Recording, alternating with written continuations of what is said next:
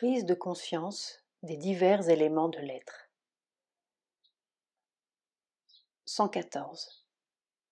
Vous ne pouvez distinguer les différents fourreaux que par intuition ou expérience. Alors, vous aurez établi une connaissance directe des différents fourreaux. 115. La série de vos expériences est très intéressante par le développement constant, quoique espacé, qu'elle révèle. Ces deux éléments nouveaux et significatifs se sont ajoutés à la substance antérieure de l'expérience. Le premier est la localisation très précise du jaillissement de la conscience à partir du creux de l'estomac, c'est-à-dire au-dessus du nombril, le mouvement partant lui-même du nombril et même de plus bas. Le centre ombilical, Nabi Padma, est le siège principal de la conscience vitale centralisée, centre dynamique, qui va du niveau du cœur, émotif, au centre, au-dessous du nombril, centre du vital inférieur et du désir sensoriel. Les trois forment le domaine de l'être vital. Il est donc clair que c'est votre être vital intérieur qui a eu cette expérience. Son intensité et sa véhémence viennent probablement de ce que le vital tout entier, ou dans sa plus grande partie, était éveillé et y participait à ce moment-là. L'expérience elle-même est d'origine psychique, mais a reçu dans son expression une forme fortement vitale et émotive. Pour être complet, je puis ajouter que le centre du psychique est derrière le cœur, et que c'est à travers des émotions purifiées que le psychique trouve le plus facilement une issue. Depuis le cœur, tout ce qui est au-dessus est relié avec le vital mental, et au-dessus encore, c'est le mental avec ses trois centres. Un dans la gorge, le mental extraverti ou extériorisateur. Un entre les yeux, ou plutôt au milieu du front, centre de vision et de volonté, et un au-dessus, communiquant avec le cerveau, qu'on appelle le lotus aux 1000 pétales, et où se centralisent la pensée et l'intelligence les plus hautes en communication avec les plans mentaux plus vastes au-dessus. Mental illuminé, intuition surmentale. Le deuxième caractère nouveau et significatif est la manifestation du mental intérieur, car c'était votre mental intérieur qui regardait, observait et critiquait l'expérience psychique de l'être vital. Vous avez trouvé curieuse cette division nette en vous-même, mais elle ne vous semblera plus curieuse lorsque vous connaîtrez la séparabilité parfaitement normale des différentes parties de l'être. Dans la nature extérieure de surface, le mental, le psychique, le vital et le physique sont tous embrouillés, et il faut une grande puissance d'introspection, d'analyse de soi, d'étroite observation, de débrouillage des fils de la pensée, du sentiment et de l'impulsion pour découvrir la composition de notre nature et les rapports et interactions de ces parties l'une avec l'autre. Mais lorsqu'on pénètre à l'intérieur, comme vous l'avez fait, on trouve les sources de toute cette action superficielle. Et là, les parties de notre être sont tout à fait séparées et nettement distinctes l'une de l'autre. Nous les ressentons même comme des êtres différents en nous, et tout comme peuvent le faire deux personnes qui agissent ensemble, on les voit souvent s'observer, se critiquer, s'aider, se gêner ou s'entraver mutuellement.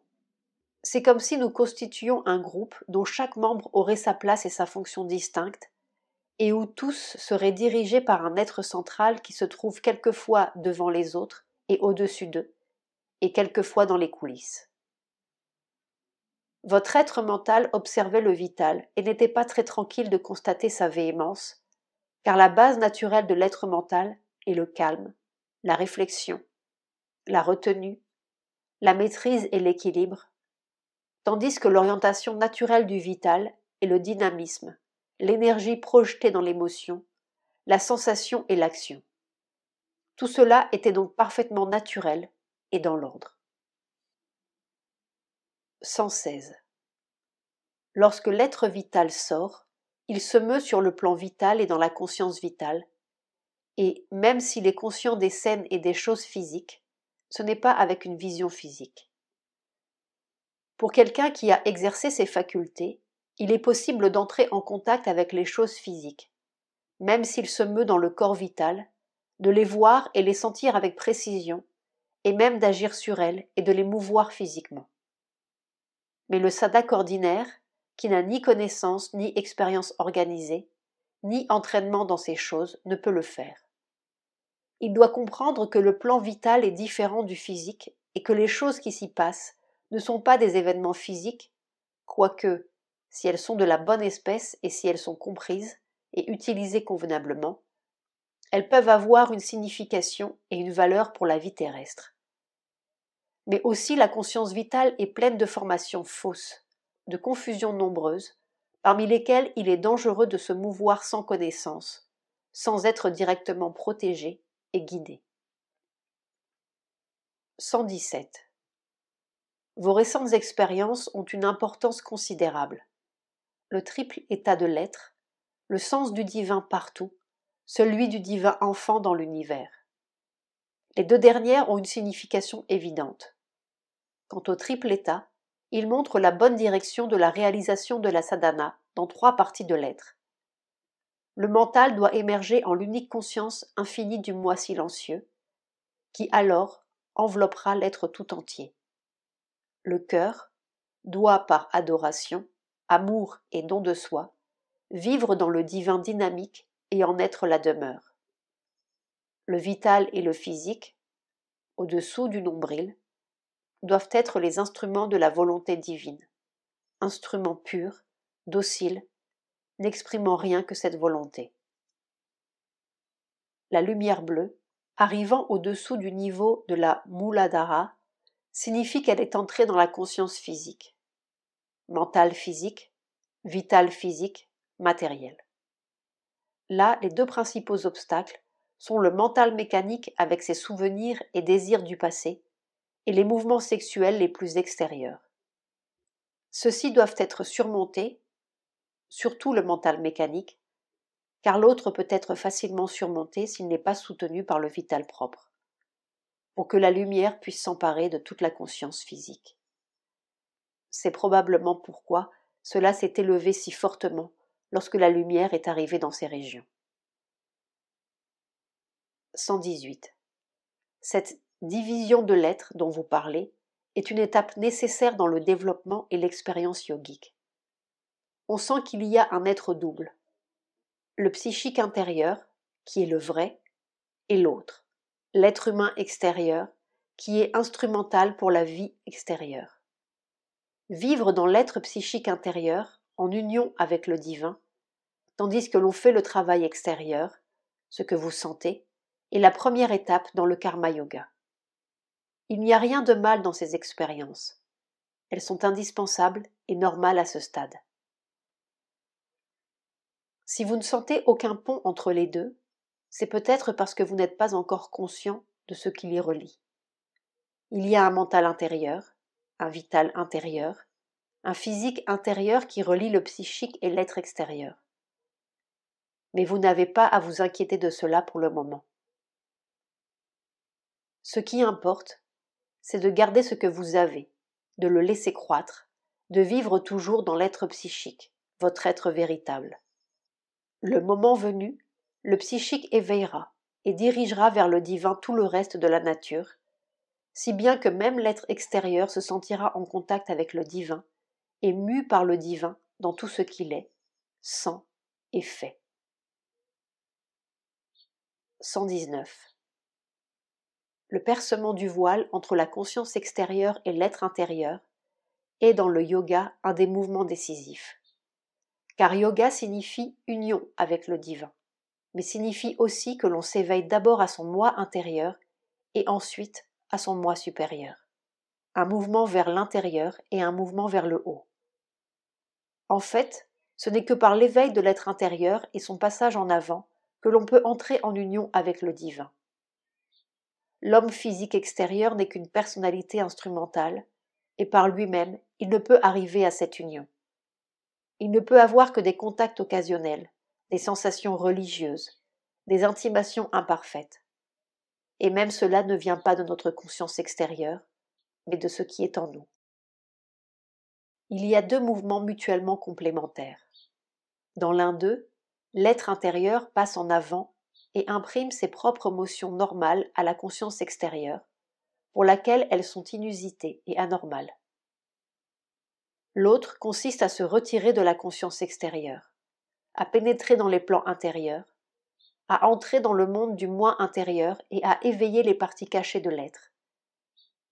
Une fois que ce plongeon a été fait, vous êtes marqué par la vie yogique et spirituelle. Rien ne peut effacer le sceau qui a été mis sur vous. Ce mouvement vers l'intérieur se produit de beaucoup de façons différentes. Et il y a parfois une expérience complexe qui combine tous les signes du parfait plongeon. Il y a une sensation que l'on entre ou que l'on descend profondément. Le sentiment d'un mouvement vers des profondeurs intérieures. Il y a souvent une immobilité, une agréable insensibilité, une raideur des membres. C'est le signe que la conscience se retire du corps vers l'intérieur sous la pression d'une force qui vient d'en haut. Cette pression stabilise le corps, faisant de lui un support immobile de la vie intérieure, en une sorte d'asana spontané, fort et sans mouvement. On a la sensation de vagues qui jaillissent et qui montent à la tête, ce qui amène une inconscience extérieure et un éveil intérieur. C'est la montée de la conscience inférieure dans l'adhara, à la rencontre de la plus grande conscience qui est en haut. C'est un mouvement analogue à celui sur lequel on insiste tant dans le procédé tantrique, l'éveil de la Kundalini, énergie enroulée et latente dans le corps, et sa montée à travers la moelle épinière, les centres, chakras, et le Brahmarandra, à la rencontre du divin au-dessus.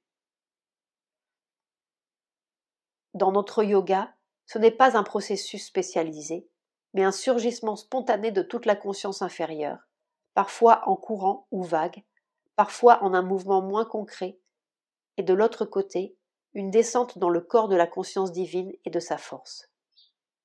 Cette descente est ressentie comme une affluence de calme et de paix, de force et de puissance, de lumière, de joie et d'extase, de vastitude et de liberté et de connaissance, d'un être divin ou d'une présence divine. Parfois l'un de ces éléments, parfois plusieurs d'entre eux, ou tous à la fois. Le mouvement d'ascension a des résultats différents. Il peut libérer la conscience de telle sorte que l'on ne se sente plus dans le corps, mais au-dessus de lui, ou encore s'étendre en vastitude. Le corps étant soit presque non existant, soit un simple point dans notre libre étendue. Il peut permettre à l'être, ou à quelque partie de l'être, de sortir du corps et d'aller ailleurs, action généralement accompagnée par quelque sorte de samadhi partiel, ou encore par une totale extase. Où il peut avoir pour résultat de donner à la conscience, qui n'est plus limitée par le corps et les habitudes de la nature extérieure, le pouvoir d'aller au-dedans, d'entrer dans les profondeurs mentales intérieures, le vital intérieur, le physique subtil intérieur, le psychique, de prendre conscience de son moi psychique le plus intime ou de son être intérieur mental, vital et physique subtil, et peut-être de se mouvoir et de vivre dans les domaines, les plans, les mondes qui correspondent à ces parties de la nature. C'est la montée répétée et constante de la conscience inférieure qui permet au mental, au vital et au physique d'entrer en contact avec les plans supérieurs jusqu'au supramental et de s'imprégner de leur lumière, leur pouvoir, leur influence. Et c'est la descente répétée et constante de la conscience divine et de sa force qui est le moyen pour la transformation de tout l'être et de toute la nature.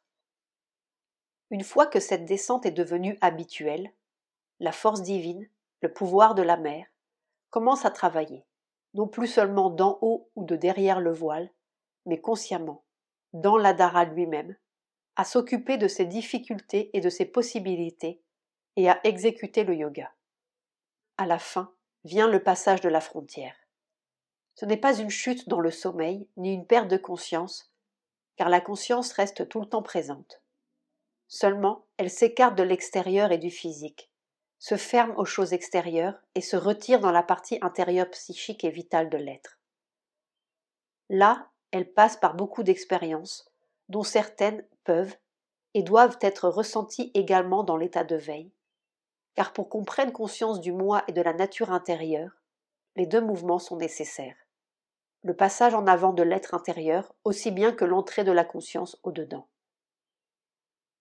Mais pour beaucoup de fins, le mouvement de pénétration est indispensable. Il a pour effet de briser, ou tout au moins d'ouvrir et de traverser, la barrière entre la conscience instrumentale extérieure et cet être intérieur qu'elle s'efforce très partiellement d'exprimer.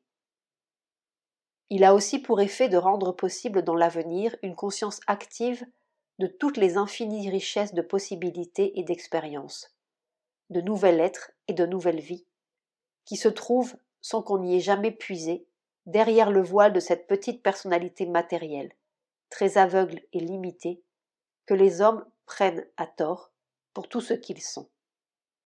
C'est le début et le constant élargissement de cette conscience plus profonde et plus pleine et plus riche, qui s'accomplissent entre la plongée vers l'intérieur et le retour de ce monde intérieur à l'état de veille. Le sadhak doit comprendre que ces expériences ne sont pas de pures imaginations, de simples rêves, mais des événements réels, car même lorsque ce sont, ce qui arrive souvent, des formations uniquement fausses ou égarantes ou adverses, elles n'en ont pas moins leur pouvoir en tant que formation, et il faut les comprendre avant de pouvoir les rejeter et les supprimer. Chaque expérience intérieure est parfaitement réelle à sa manière, bien que les diverses expériences diffèrent beaucoup de valeur, mais elle est réelle de la réalité du moi intérieur et des plans intérieurs. C'est une erreur de penser que nous ne vivons que physiquement, avec le mental et la vie extérieure. Nous vivons et agissons tout le temps sur d'autres plans de conscience, y rencontrant d'autres individus et agissant sur eux. Et ce que nous y faisons, et sentons, et pensons, les forces que nous y recueillons, les résultats que nous y préparons, ont pour notre vie extérieure un effet et une importance incalculables, inconnus de nous. Tout cela ne ressort pas, et ce qui ressort prend une autre forme dans le physique, bien qu'il y ait parfois une exacte correspondance, mais ce peu qui passe est à la base de notre existence extérieure. Tout ce que nous devenons, faisons et supportons dans la vie physique se prépare derrière le voile qui est en nous. Pour un yoga qui vise à la transformation de la vie, il est par conséquent immensément important de devenir conscient de ce qui se passe dans ces domaines, d'y être maître et de pouvoir sentir, connaître et traiter ces forces secrètes qui déterminent notre destinée et notre croissance, ou notre déclin intérieur et extérieur. C'est d'une égale importance pour ceux qui veulent cette union avec le divin sans laquelle la transformation est impossible. L'aspiration ne pourrait être réalisée si vous restez lié par votre moi extérieur, attaché au mental physique et à ses mouvements dépourvus d'ampleur. Ce n'est pas l'être extérieur qui est la source de la soif spirituelle. L'être extérieur ne fait que subir la poussée intérieure qui vient de derrière le voile. C'est l'être psychique intérieur en vous qui est le bhakta, le chercheur d'union et d'ananda. Et ce qui est impossible à la nature extérieure, laissée à elle-même, devient parfaitement possible lorsque la barrière est tombée et que le moi intérieur est passé en avant. Car dès l'instant qu'il vient fortement en avant et qu'il attire puissamment la conscience en lui, la paix, l'extase, la liberté, la vastitude, l'ouverture à la lumière et à une connaissance plus haute commence à devenir naturelle, spontanée, souvent même immédiate dans leur émergence. Une fois que la barrière se brise, par un mouvement ou par l'autre, vous commencez à vous apercevoir que toutes les opérations et tous les mouvements nécessaires au yoga sont à votre portée et non pas, comme il semble au mental extérieur, difficiles ou impossibles. Le moi psychique le plus intime en vous a déjà en lui le yogin et le bhakta. Et s'il peut émerger et prendre la direction, l'orientation spirituelle de votre vie extérieure est prédestinée et inévitable. Dans le sadhak qui réussit au début, il a déjà construit une vie intérieure profonde, yogique et spirituelle, seulement voilée à cause d'un fort pli extérieur que l'éducation et l'activité passée ont fait prendre au mental pensant et aux parties vitales inférieures. C'est précisément pour corriger cette orientation extérieure et pour ôter le voile que ce sadhak doit pratiquer le yoga avec plus d'acharnement. Une fois que l'être intérieur s'est fortement manifesté, que ce soit par le mouvement allant vers l'intérieur ou celui venant vers l'extérieur, il renouvelle forcément sa pression pour déblayer le passage et finalement entrer en possession de son royaume. Un début de ce genre est une indication de ce qui se produira ensuite sur une plus grande échelle. 120. C'est à la surface que la transformation se fait. On revient à la surface avec ce que l'on a amassé dans les profondeurs pour la changer. Il se peut que vous ayez besoin de retourner à l'intérieur et que vous trouviez difficile de faire rapidement le mouvement inverse. Lorsque tout l'être deviendra malléable, vous pourrez faire plus rapidement n'importe quel mouvement qui vous sera nécessaire. 121. Les expériences de B sont celles qui accompagnent ordinairement le retrait hors de la conscience extérieure en un plan intérieur d'expérience. Dans la première expérience, la sensation de froid dans le corps, tout comme l'immobilité et la raideur de l'expérience de D, est un des signes que la conscience se détache de l'enveloppe physique ou extérieure pour se retirer à l'intérieur. La cristallisation a été la forme sous laquelle il a senti l'organisation d'une conscience intérieure qui pouvait recevoir d'en haut à la fois fermement et librement. Les cristaux indiquent tout de suite une formation organisée et une ferme transparence dans lesquelles la vision et l'expérience plus vaste, descendant des plans supérieurs, peuvent se refléter clairement. Quant à l'autre expérience, son rejet de la conscience de veille a eu évidemment pour résultat de le jeter dans une conscience intérieure, où il a commencé à prendre contact avec des plans supraphysiques. Ce que signifie la mer de couleur rouge et les étoiles dépend du caractère de la couleur rouge.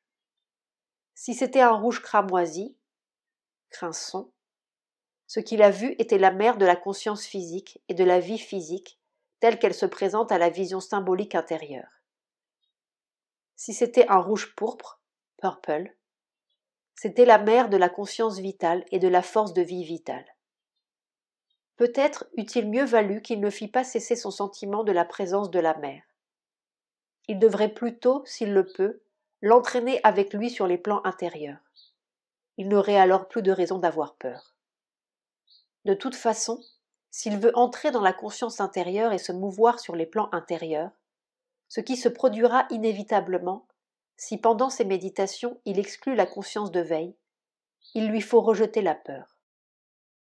Il s'attendait probablement à obtenir le silence ou le contact avec la conscience divine en suivant les suggestions de l'Ajita.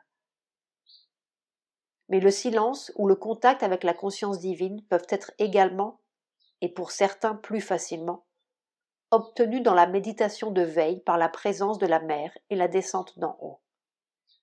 Cependant, le mouvement vers l'intérieur est probablement inévitable. Il devrait essayer de comprendre, et sans se crisper ni s'effrayer, y aller avec la même confiance et la même foi en la mer qu'il a dans la méditation de veille. Ces rêves sont évidemment des expériences sur le plan intérieur, vital. 122. Cette question n'est pas nécessaire. À ce stade, vous n'avez qu'à surveiller les expériences et observer leur signification. C'est seulement lorsque les expériences sont dans le domaine vital que certaines peuvent vraisemblablement être des formations fausses. Celles que vous décrivez sont simplement les expériences communes à l'ouverture yogique de la conscience. Il faut les comprendre, c'est tout. Ici, c'est la dissolution du petit vital de surface dans la vastitude de l'être vital vrai ou intérieur, qui peut immédiatement ouvrir à la conscience supérieure, son pouvoir, sa lumière, son ananda. Le petit mental et sens physique a aussi commencé à se dissoudre dans la vastitude de la conscience physique intérieure. Les plans intérieurs sont toujours vastes et ouverts à l'universel, tandis que les parties extérieures de surface sont refermées sur elles-mêmes et pleines de mouvements étroits et ignorants. 123. L'explication de votre expérience est claire. L'être inférieur, vital et physique, recevait une influence, lumière mentale, jaune, du mental pensant et du vital supérieur, qui le dégageait des anciennes réactions vitales inférieures qui lui étaient habituelles. Il arrive très souvent dans la sadhana que l'on sente l'être intérieur parler à l'être extérieur, le mental ou le vital supérieur parler à l'inférieur pour l'éclairer. Expérience psychique dans le yoga, Sri Aurobindo.